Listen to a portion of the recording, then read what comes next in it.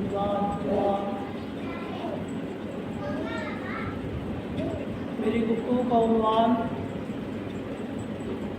عاشور سے ظہور تک۔ عاشور یہ واقعہ ہے جو ہو چکا ہے، ظہور ہونے والا واقعہ ہے۔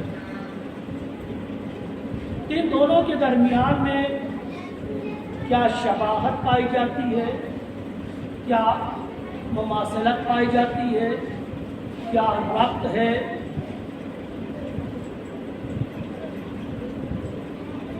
اور اسی کا جواب فرش ازاں اس کے مقصد میں چھپا ہے۔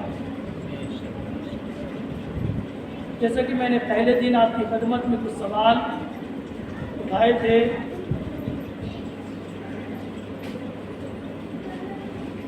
کہ فرش ازاں کے بچھانے کا اصل مقصد کیا ہے۔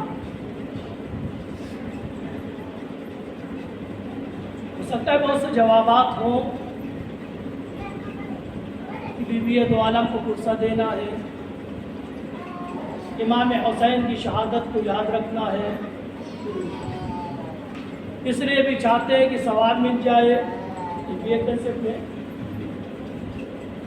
اس لیے بھی چاہتے ہیں کہ جنت نصیب ہو، یہ بھی میں نے جوابات آپ کی خدمت میں دیا تھا کہ ثواب کبھی مقصد نہیں ہوتا، ثواب کبھی مقصد نہیں ہوتا، وہ تو ایک لطف ہوتا ہے پروردگار کا، ایک گفٹ ہے، ایک انعام ہے، اور انعام کب دیا جاتا ہے؟ اگر آپ اجرت فرض کریں تب بھی اور انعام فرض کریں تب بھی۔ سلوات بھیجیے۔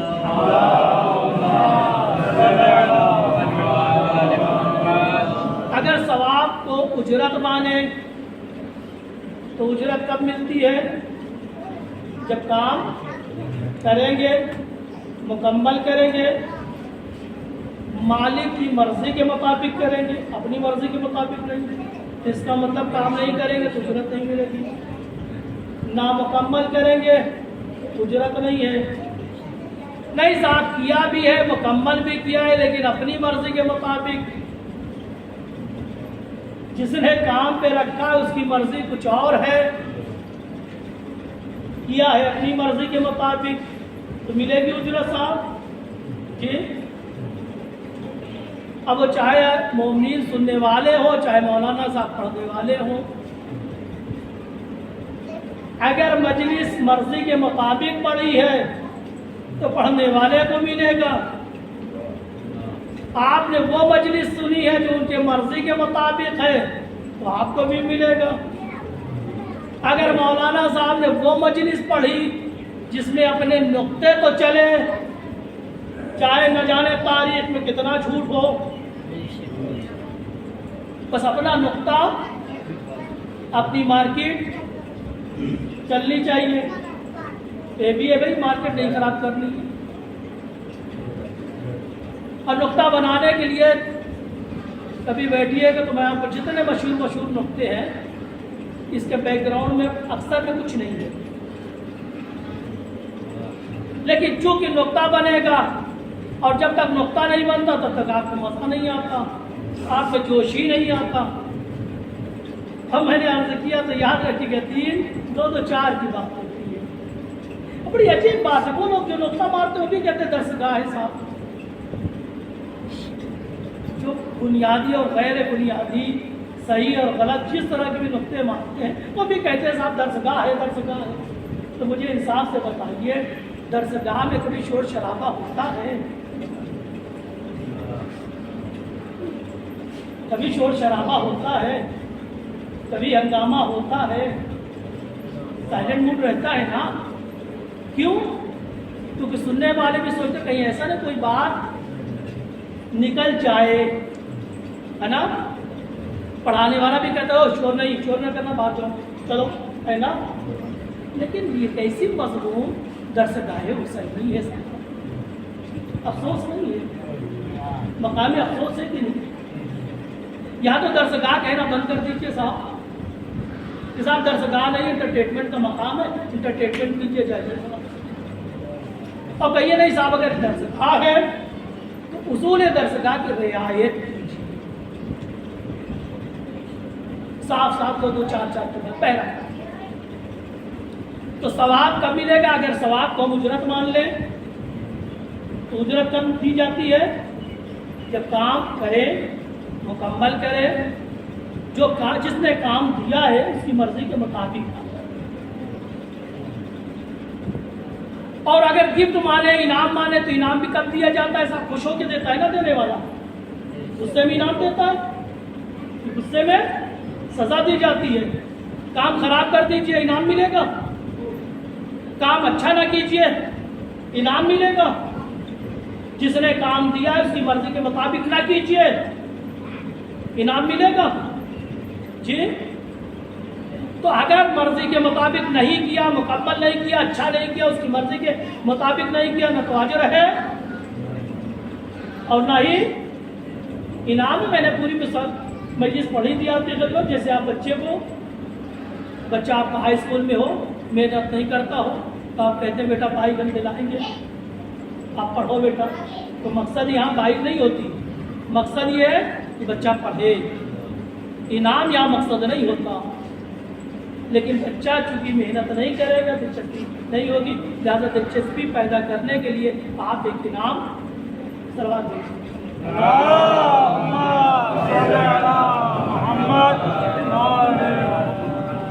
تو جس نے مجلس ہمیں دی ہے، جس نے مجلس کا حکم دیا ہے، پہلے سن لیجئے، معیار سن لیجئے صاحب، کرنا ہے نہیں کرنا یہ آپ جانے، آپ سمجھے، ہم سے کوئی لینا دینا نہیں۔ میرا کام صرف پہنچانا، ادھر سے جو فرمایا ہے پہنچا دیں، مانے نہ مانے، سمجھے نہ سمجھے۔ جب نبی کو حکم نہیں تھا، اللہ نے نبی سے پہنچا دیجیے، باقی تو ہم دیکھ لیں گے نا، جائیں گے کہاں، پلٹ کے تو ہماری بارگاہ میں آئیں گے، چاہے وہ مولانا صاحب ہو، چاہے وہ امی صاحب ہو، صلوات بھیجیں محمد۔ تو ظاہر سی بات ہے مجلس ہمارے گھر کی تو نہیں صاحب، چاہے وہ مجلس ہو چاہے نماز۔ نماز کبھی کسی نے صبح کی 4 رکعت پڑھی ہے؟ کیوں نہیں پڑھتے صاحب جی؟ سورہ حمد ہٹا دیتے، آج کوئی دوسرا سورہ پڑھتے سورہ حمد کی جگہ جی، کیوں؟ چونکہ حکم ہوا ہے، نماز کا حکم بھی آیا ہے، طریقہ بھی آیا ہے، مقصد بھی ادھر سے بیان ہوا۔ چونکہ ہمارے گھر کی ہوتی تو ہم بدلتے رہتے، جیسے ہم بدلتے ہیں، کپڑے بدلتے ہیں، کھانا بدلتے رہتے ہیں، گھر کی اسٹائل بدلتے رہتے ہیں، در و دیوار کے رنگ بدلتے رہتے ہیں، نماز کو بھی بدلتے رہتے ہیں۔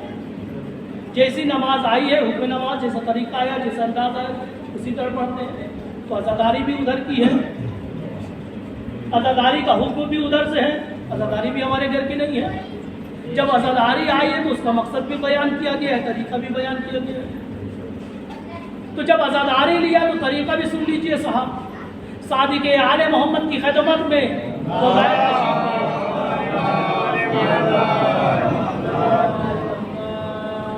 جناب فضائل کس کی خدمت میں آئے؟ صادق آل محمد، یعنی جس نے کام دیا تھا، اپنے عام لینگویج میں ہم لوگ بات کر رہے ہیں، جس نے یہ کام دیا تھا، جس نے یہ خدمت دی، اس کی خدمت میں آئے۔ تو سنیے، اس کے بعد بھی میں اپنے موضوع پہ آگے آتا ہوں۔ امام نے سب سے پہلے سوال کیا، حل تجلسون، کیا مجلس کرتے ہو؟ حل تجلسون، کیا مجلس کرتے ہو؟ اور فرض کر لیے فضائل کی جگہ ہم لوگ ہوتے تو ہم سے بھی سوال ہوتے، حل تجلسون، مجلس کرتے ہو؟ تو تحدثون، اور مجلس میں ہمارا ذکر کرتے ہو کہ نہیں؟ یعنی اس کا مطلب ہے جس نے حکم دیا ہے وہ پوچھ بھی رہا ہے کہ کام کر رہے ہو کہ نہیں۔ تو اس کا مطلب ایک وارث اور ہے، وہ بیٹھا ہے، وہ آئے گا، وہ بھی پوچھے گا کی تھی کہ نہیں کی تھی، تو کیسے کی تھی،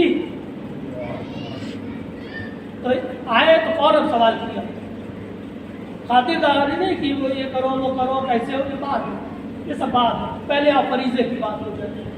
تجلسون مجلس کرتے ہو، تحدثون ہماری گفتگو کرتے ہو، ہمارا ذکر کرتے ہو، ہمارا تذکرہ کرتے ہو، ہاتھوں کو جوڑا فضائل نے کہ ابن رسول اللہ نام جو ہے تو فدا کا، کیسے ممکن ہے کہ ہم مجلس نہ کریں، کیسے ممکن ہے کہ ہم آپ کا ذکر کریں۔ اب مجلس کی فضیلت سن لیجیے صاحب، رتبہ سن لیجیے نگاہ معصوم میں، توجہ ہے نا جوان، سلوات کہیے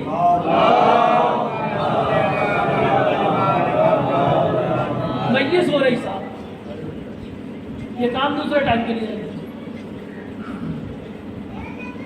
متوجہ ہے صاحب؟ کون پوچھ رہا ہے؟ صادق آل محمد پوچھے، کس سے؟ حسین سے، اپنے صحابی سے پوچھ رہے ہیں، تجلسون التجلسون تحدثون، جواب کیا ملا؟ نام، نام، جی ہاں ہماری جانیں فدا ہو جائیں آپ پر، ہم مجلس کرتے ہیں، اس کے بعد امام فرماتے ہیں۔ اب ان مجلسوں کی فضیلت دیکھیے، اس کا رتبہ دیکھیے، اگر اس انداز میں کر رہے ہیں جس انداز میں حکم ہوا ہو تو امام فرماتے ہیں اِنَّا تِلْكَ الْمَجَالِسُ أَحَبُّهُ، خدا کی قسم یہ مجلسیں ہمیں بہت پسند ہیں، یہ مجلس نہیں، وہ مجلس، وہ مجلس، خدا کی قسم وہ مجلسیں ہمیں بہت پسند ہیں۔ کون سی مجلس؟ فِيهَا أَحْيَا أَمْرَنَا، جس مجلسوں میں ہمارے مقصدوں کو زندہ کیا جائے۔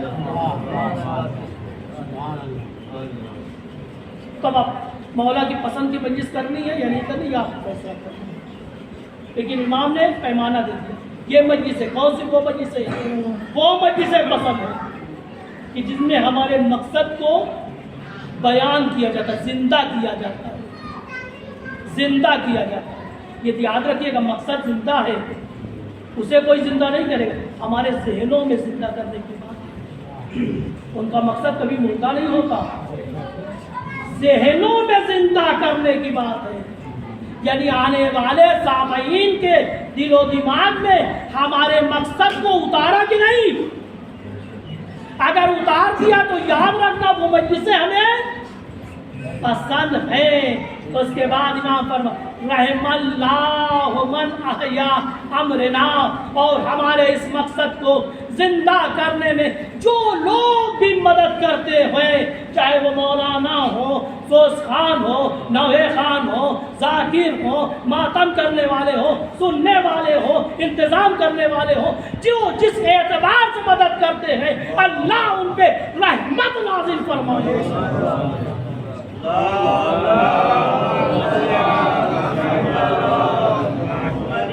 مجھے بتائیے امام کی دعا کبھی رد ہوتی ہے؟ معصوم کی قیامت تک یہ دعا دی ہے، قیامت تک رہے گی۔ تو شرط ہے مجلس کرے جس انداز میں حکم ملا۔ یہ کیوں؟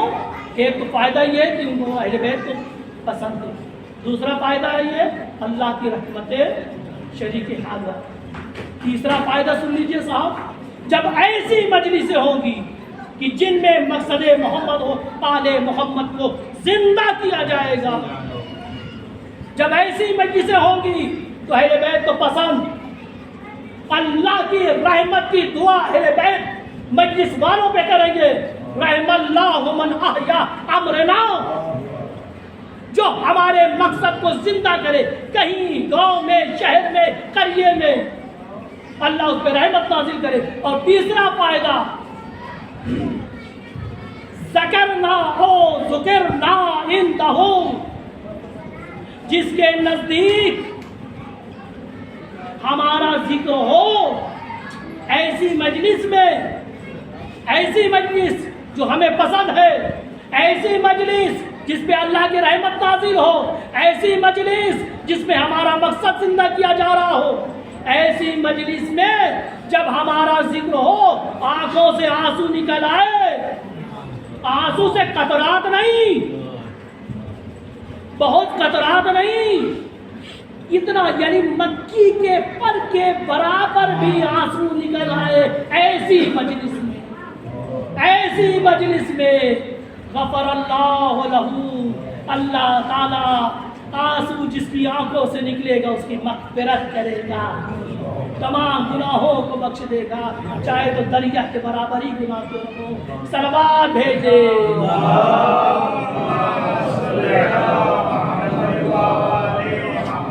تو یہ سب روایت کے جملے تھے، مجھے کہنے کی اجازت دیجیے۔ امام کیا فرماتے ہیں؟ ایسی مجلس ہوگی جو ہمیں پسند ہے، وہ مجلس جس پہ اللہ کی رحمت نازل ہے، وہ مجلس جس میں ہمارا مقصد زندگی ہے۔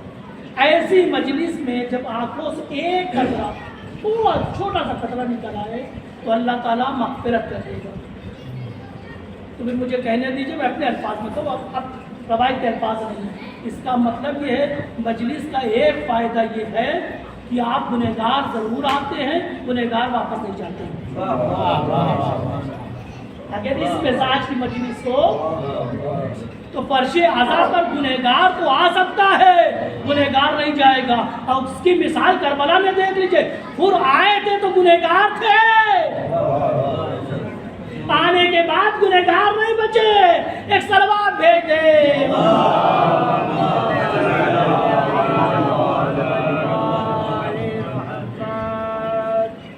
تو صاحب عزاداری کا مقصد کیا ہے؟ یہ فرش عزا کا مقصد کیا ہے؟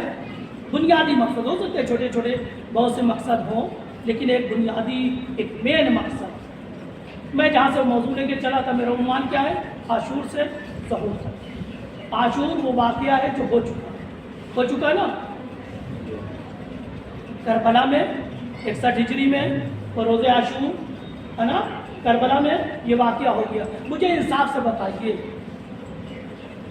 ہم میں آپ میں کسی میں تڑپ پیدا ہو کہ ہم انصار امام حسین میں شریک ہو جائے، ہو سکتے ہیں؟ جی ہو سکتے ہیں؟ جی بتائیں، میں ایک سوال کر رہا ہوں۔ جی نہیں ہو سکتے، بالکل صحیح۔ اگر ممکن ہوتا تو زیارت 14 کربلا میں امام صادق یہ نہ فرماتے یا لیتنی کنت معکم، اے کاش میں بھی آپ کے ساتھ ہوتا۔ کیوں؟ کیونکہ کربلا کا دور بند ہو گیا، جن کو کامیابی پانی کی وہ پا گئے، جن کو محروم رہنا تو محروم رہ گئے۔ توجہ فرمائیے گا صاحب، میں مقصد کی طرف لے جا رہا ہوں۔ فرش عزا کا مقصد کیا ہے؟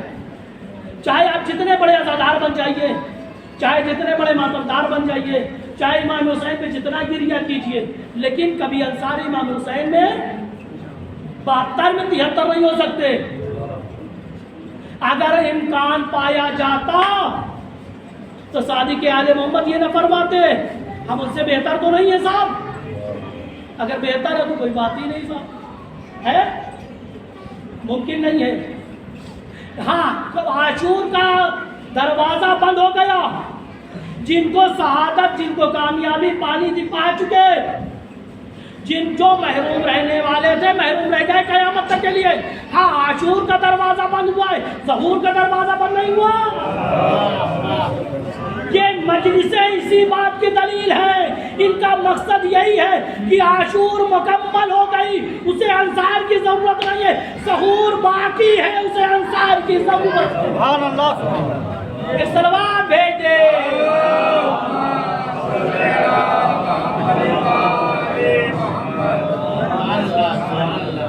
کربلا کوئی ایک واقعہ نہیں ہے صاحب، کربلا کوئی واقعہ نہیں ہے۔ بظاہر ہم سمجھتے ہیں کربلا ایک واقعہ ہے، ایک حادثہ، نہیں، واقعہ نہیں صاحب۔ چاہے آپ اس کی کیفیت دیکھیے، اس کی کنڈیشن دیکھیے، لگتا ہی نہیں کہ کوئی واقعہ ہے، اور چاہے اس کی بقا دیکھ لیجیے صاحب۔ دنیا میں بہت سے حادثات ہوتے ہیں، بہت سے واقعات ہوتے ہیں، کبھی اتنی دن تک باقی رہتے ہیں۔ کربلا 1400 سال سے آج بھی زندہ ہے، اس کا مطلب کربلا واقعہ نہیں ہے۔ واقعہ ہوتا تو انسانیت بھول چکی ہوتی۔ توجہ لگائیے نہیں صاحب، ایک منزل تک لے جانا چاہتے ہیں۔ واقعوں کا تعلق انسانی تاریخ سے ہوتا ہے، اور انسانی تاریخ جیسے جیسے پرانی ہوتی جاتی ہے ویسے ویسے کم رنگ ہوتی جاتی، لوگ بھولتے جاتے ہیں۔ اب اگر واقعہ کربلا صرف ایک واقعہ ہوتا تو دھیرے دھیرے دھیرے دھیرے کم رنگ ہوتا، لوگ بھولتے جاتے۔ کل 100,000 مجلس ہوتی تھی، پھر 100 ہوتی، پھر 10 ہوتی، پھر 1 ہوتی، پھر کبھی ہوتی کبھی نہیں ہوتی، یہی ہوتا اگر واقعہ کربلا۔ توجہ فرمائیے کہ چھوٹی سی تمہید ہے، ایک مقصد تک لے جانا چاہتا ہوں۔ اگر واقعہ کربلا صرف واقعہ ہوتا، انسانی واقعہ ہوتا، تو انسانی واقعے کا کمال یہ ہے، اس کی خاصیت یہ ہے، جیسے جیسے پرانا ہوتا اس کا رنگ ختم ہوتا ہے۔ لیکن بہار کربلا جیسے جیسے پرانی ہو رہی ہے ویسے ویسے نکل رہی ہے۔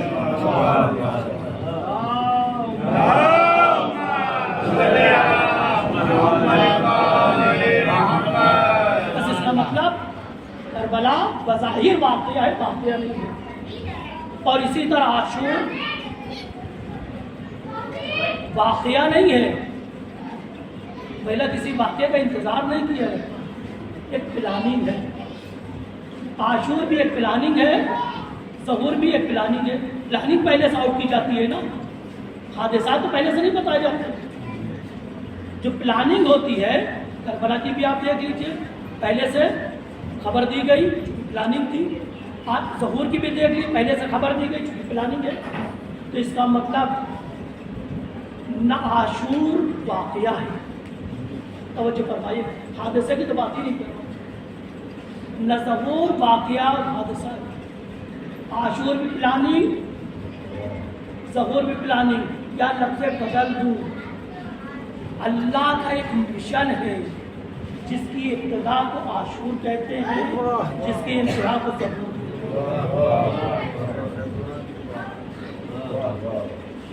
یعنی ایک مشن الہی ہے جس کی ابتدا کا نام عاشور ہے، جس کی انتہا کا نام ظہور ہے۔ یہ درمیان میں بیٹھے وہ مشن کا حصہ ہے، مشن جاری ہے۔ یہ مشن عاشور سے چلا ظہور تک۔ ایک سلوات بھیج دیں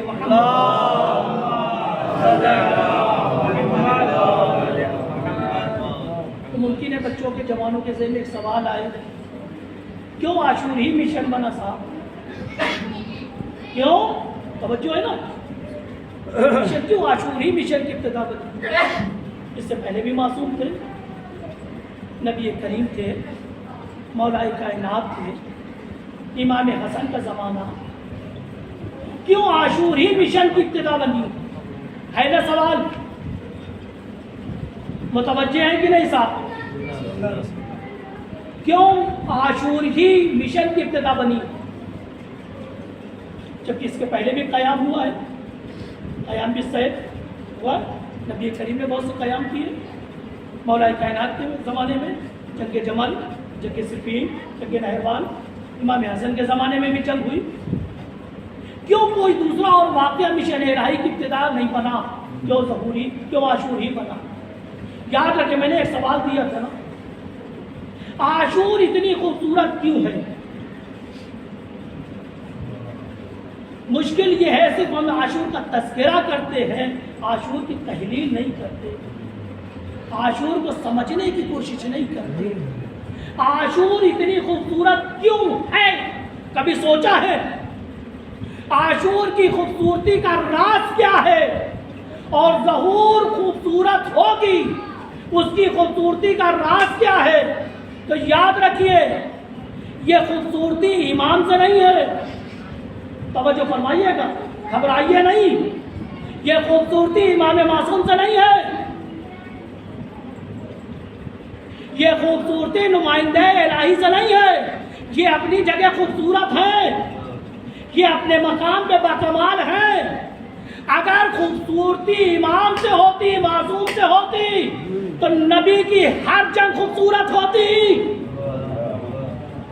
مولا کائنات کی ہر جنگ خوبصورت ہوتی، امام حسن کا قیام بھی خوبصورت ہوتا۔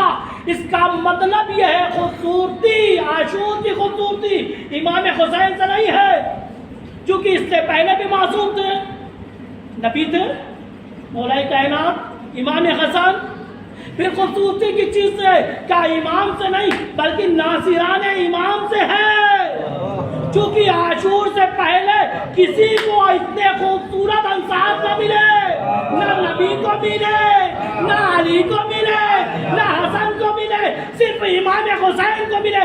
جب امام حسین کو ملے اس لیے عاشور خوبصورت ہے۔ ایک صلوات بھیجے۔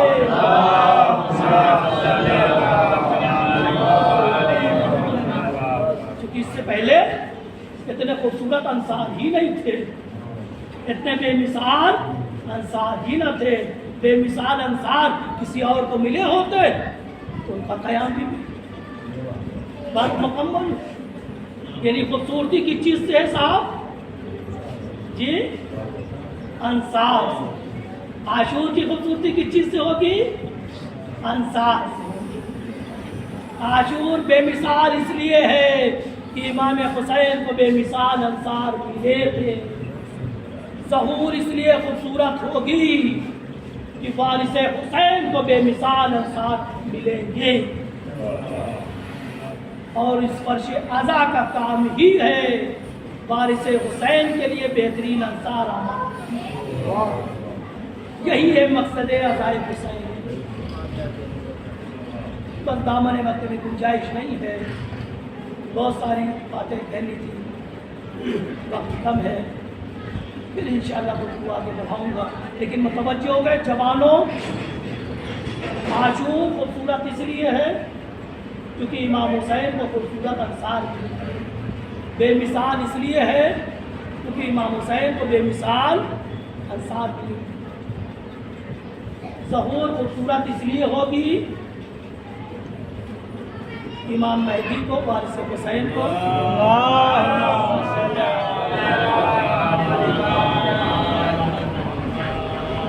ابھی اپنے اپنے نصیب کی بات ہے، جس طرح عاشور کے موقع پہ اپنے اپنے نصیب کی بات ہے۔ کس کا نام انصار امام حسین کی فہرست میں آیا، کس کا نہیں آیا، یہ اپنے اپنے نصیب کی بات ہے۔ اسی طرح یہ اپنے اپنے نصیب کی بات ہوگی، کس کا نام انصار امام مہدی میں آیا اور کس کا نام نہیں آیا۔ اور یاد رکھیں یہ انتخاب جذبات کی بنیاد پہ نہیں ہوئے تھے، یہ بنیاد آمادگی کی بنیاد پہ ہوئے تھے۔ جنہوں نے اپنے کو تیار کیا تھا وہ انصار امام حسین میں شامل ہوئے، اور جو انہوں نے تیاری نہیں کی تھی وہ محروم رہ گئے۔ اور یہی عالم ظہور کے موقع پہ ہوگا، جنہوں نے اپنے آپ کو ظہور کے لیے آمادہ کر رکھا ہے وہ انصار امام مہدی میں ہوں گے۔ صرف لکھ لینے سے نہیں ہوگا۔ من جانب انصار امام مہدی، من جانب ناصران امام مہدی، لکھنے سے کوئی ناصر نہیں بنتا۔ کردار بتائے گا کون ناصر ہے کون ناصر نہیں ہے۔ اور یاد رکھیں جو اپنے کو آمادہ کر لے گا اس کے پاس ایک دفتر ہے، وہ لکھتا جا رہا ہے فلاں ابن فلاں آمادہ ہو گئے خوشا نصیب، فلاں ابن فلاں آمادہ ہو گئے خوشا نصیب، فلاں ابن فلاں آمادہ ہو گئے خوشا نصیب۔ اور جب آئے گا تو جس طرح امام حسین نے محضر شہادت پیش کیا تھا وہ محضر نصرت پیش کرے گا۔ اے فلاں تمہارا نام ہے، اے فلاں تمہارا نام ہے، اے فلاں تمہارا نام ہے۔ بڑے خوش نصیب وہ لوگ ہیں جو اپنے کو آمادہ کر کے اپنے وقت کے امام کو اپنی آمادگی سے خوشحال کر رہے ہیں، جس طرح سے انصار امام حسین نے اپنی آمادگی سے امام حسین کو خوش کیا تھا۔ کن کن کا تذکرہ کریں، کن کن کی مصیبت بیان کریں، کن کن کا مقتل بیان کیا جائے۔ کس کا؟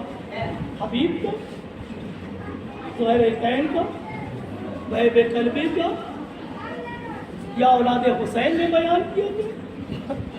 زینب کے لگتے دیگر جناب اولا محمد کا تذکرہ ہو۔ حسن کی نشانی، امام حسن کی نشانی جناب قاسم کا تذکرہ کیا جائے، لیلا کی تمنا جناب علی اکبر کا تذکرہ کیا جائے، یا غریب الوطن مسلم کے نونہال کا تذکرہ۔ انسان کو صاحبان اولاد تشریف فرما ہے، انسان کو اپنی جان سے زیادہ کون سی چیز عزیز ہوتی ہے؟ مجھے انصاف سے بتائیے. ہر انسان کو اولاد پیاری ہوتی ہے نا. اگر خدا نہ کرتا کوئی وقت پڑ جائے اولاد پر، خدا نہ کرتا کوئی بیمار ہو جائے، تو ماں باپ کیا چاہتے ہیں؟ آخری منزل یہ آ جاتی ہے کہ بارگاہ پروردگار میں کہتے نظر آتے ہیں اللہ ہماری حیات لے لے، ان کو حیات دے دے. یہ تمنا ہوتی ہے نا. اور مصیبتوں میں اپنے آپ کو ماں باپ ڈالتے، اپنے بچوں کو نہیں ڈالتے. خطرے میں اپنے آپ کو ڈالتے ہیں، اپنے بچوں کو نہیں ڈالتے. لیکن یہ کربلا کے جیانے ہیں، خود بھی جا رہے ہیں اپنے ہمراہ چھوٹے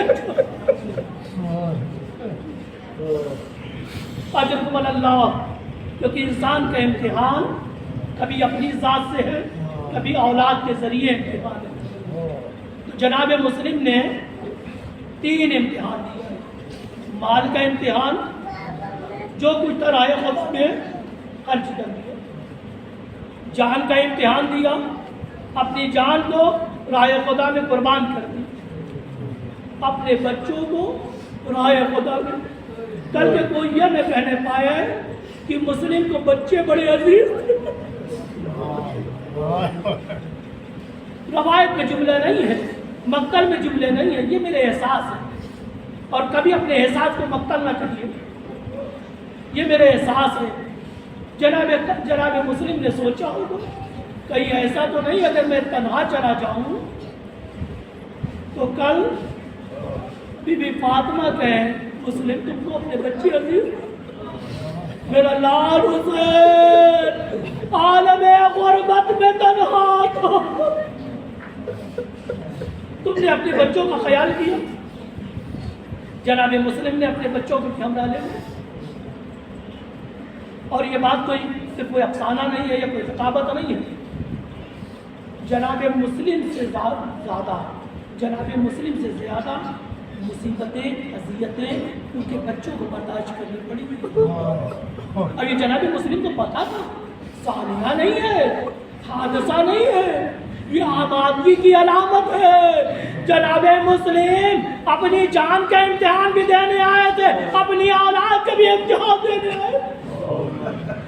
اور صرف اولاد کا امتحان ہی نہیں دینے آئے تھے، اپنی تربیت بھی دکھلانے آئے تھے.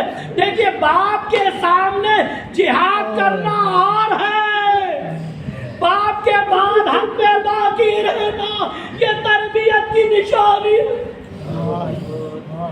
اجرکم اللہ.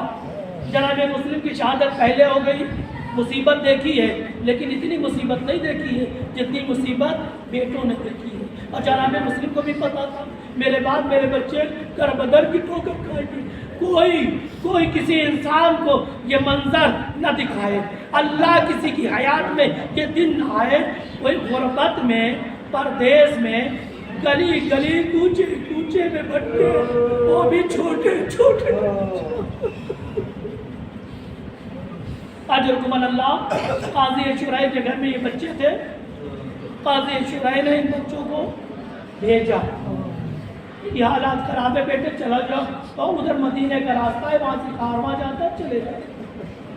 چھوٹے چھوٹے بچے نکلے ہیں رات کی تاریکی میں، راستہ بھٹک گئے. ذرا اندازہ لگ، آج کی طرح نہیں ہر طرف روشنی ہے، لائٹ ہے، اور ڈوبے جیسے حالات، جہاں چاروں طرف پہرا ہے. رات کے اندھیرے میں بچے نکلے، کبھی اس کوچے میں جاتے ہیں، کبھی اس گلی میں جاتے ہیں، کبھی اس راہ پہ جاتے ہیں، بھٹک جاتے ہیں. کسی سپاہی نے دیکھ لیا، گرفتار کر لیا. جناب مسلم کے بچے آئے ہیں، زندان میں ڈال دیے گئے، زندان میں ڈال دیا گیا. دیکھیں یہاں پہ فریضہ دیکھیں، فریضہ دیکھیں. یہ بچے نمازیں پڑھ رہے ہیں، تسبیح و تحلیل کر رہے ہیں نا. تربیت دیکھیں، چھوٹے بچے ہیں لیکن مصیبت میں بھی ذکر الہی سے دست بردار نہیں ہوئے، ذکر الہی کر رہے ہیں. دربان نے دیکھا بچوں کا یہ کہ تمہارا تعلق کہاں سے ہے، بڑے شریف نظر آ رہے ہیں، ایسے حالت میں بھی عبادت الہی نہیں چھوڑو. ارے کیوں نہ ہو بنی ہاشم کے گھرانے کے چاند ہے. بچوں نے اپنے تعارف پیش کیا، ہم فلاں ہے فلاں ہے فلاں ہے۔ وہ رونے لگا، ہاتھوں کو جوڑا، مجھے نہیں معلوم تھا بچوں کہ آپ فلاں مسلم ہیں۔ وہ کہتا ہے رات آنے دیجیے، رات آتی ہے، وہ دروازہ زندان کا کھولتا ہے، کہتا ہے بچوں یہاں سے جانا، اس طرف سے جانا، پھر ادھر سے جانا، وہاں سے کارواں جاتا ہے، مدینے کو قافلہ جاتا ہے، چلے جانا۔ بچے نکلتے تھے، پھر وہی راستہ بھول جاتے، کیسے جائیں گے؟ جن کا نام فہرست شہادت میں ہو وہ غربت چھوڑ کے وطن کیسے جائے؟ اجرکم اللہ، بچے بھٹک رہے ہیں، رات کو دنوں میں چھپ جاتے تھے، رات کو سفر کرتے تھے۔ ایک موسمہ کنویں پہ پانی بھرنے گئی، پانی میں ایک تصویر دیکھی تو چاند سی تصویر دیکھی، متوجہ بچوں سے کہا بچے تم کہاں سے؟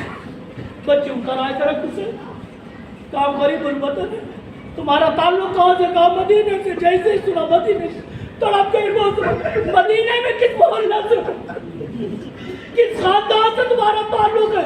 اتنا سنا تھا بچوں نے کہا ہمارا تعلق خاندان مدینہ سے۔